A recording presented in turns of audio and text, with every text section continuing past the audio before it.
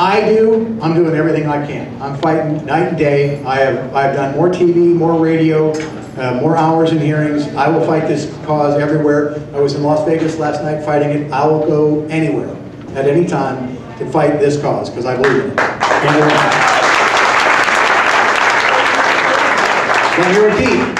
Let me repeat what I've said before. We can't win this without you. I can work that hard around the clock from now till December, and I will lose without you.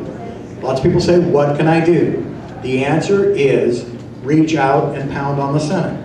The reality is there's not a snowball's chance that either of our United States senators are going to vote wrong on this bill.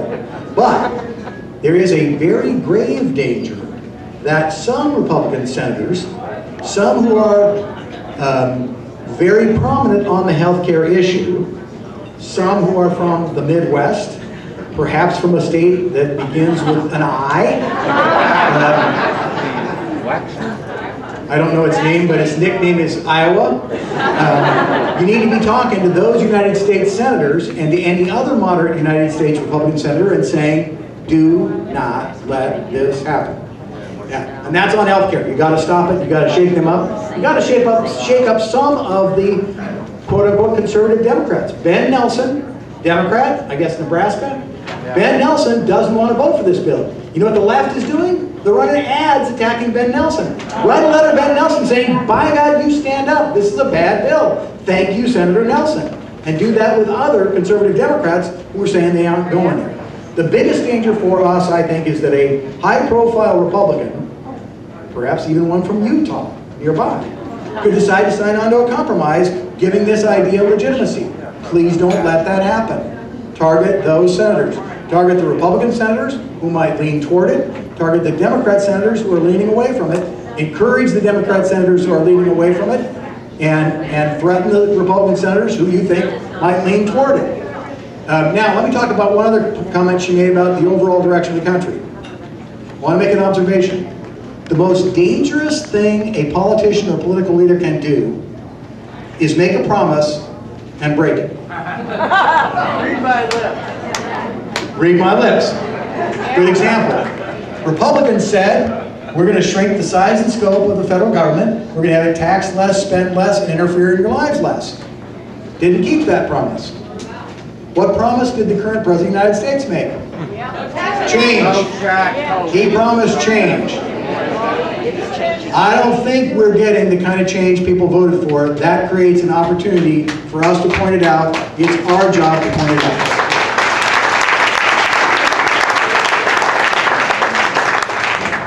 Congressman Shadegg, first let me thank you for your hospitality. I'm State Representative. Even if the air conditioning didn't work. That's true.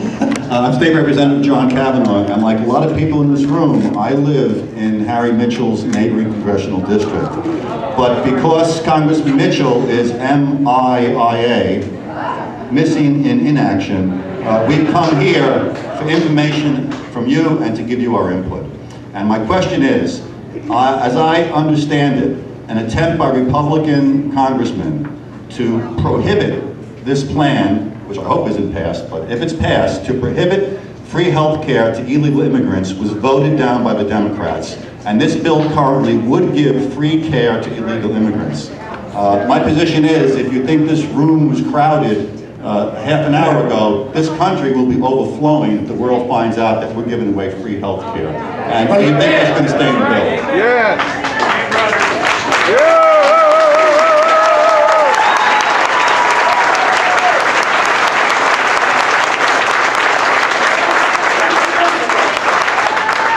Let me try to explain this question very clearly so you understand it, but let me also make an administrative point. We've been going for, we started at 11 and it's now 5:01. I think we can go till 1:30 and we have to clear the room. So I'll try to keep my answers shorter. I'm asking you to try to keep your questions shorter. This is an important question for you to understand. Proponents of this bill will tell you that it does not give free health care to illegals. And they will point to provisions in the bill that say that to get care you must be a U.S. citizen. And they replicate current requirements of U.S. law. What The problem is, however, is that there's no mechanism in current law to verify citizenship. And what was proposed in committee by critics of the bill was we need to strengthen the processes allowed to verify U.S. citizenship before care is provided. Those were the amendments that were defeated.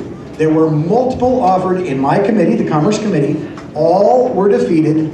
So be careful. If you're debating this with somebody knowledgeable on the other stand, understand, they'll tell you, no, the bill says it's only for U.S. citizens. You need to point out, yes, but it's an unenforceable provision, and all efforts to add language to the bill, making it enforceable, allowing us to verify citizenship, were defeated. And they are absolutely right. Yes, ma'am? Well, I don't think you're going to like what I have to say. That's fair. I didn't say I didn't like what you had to say. I am no longer in favor of civil obedience. Okay. I'm in favor of civil disobedience. I am in favor of a revolt, a taxpayer revolt.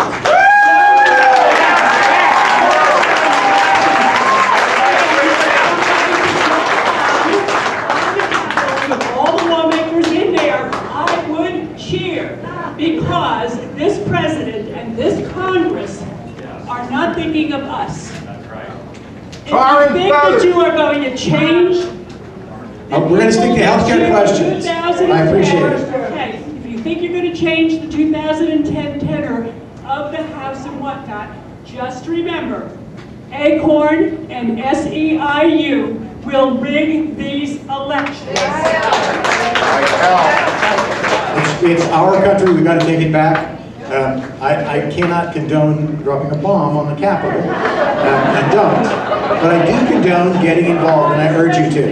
Yes, sir. Yes, sir. Yes, thank you.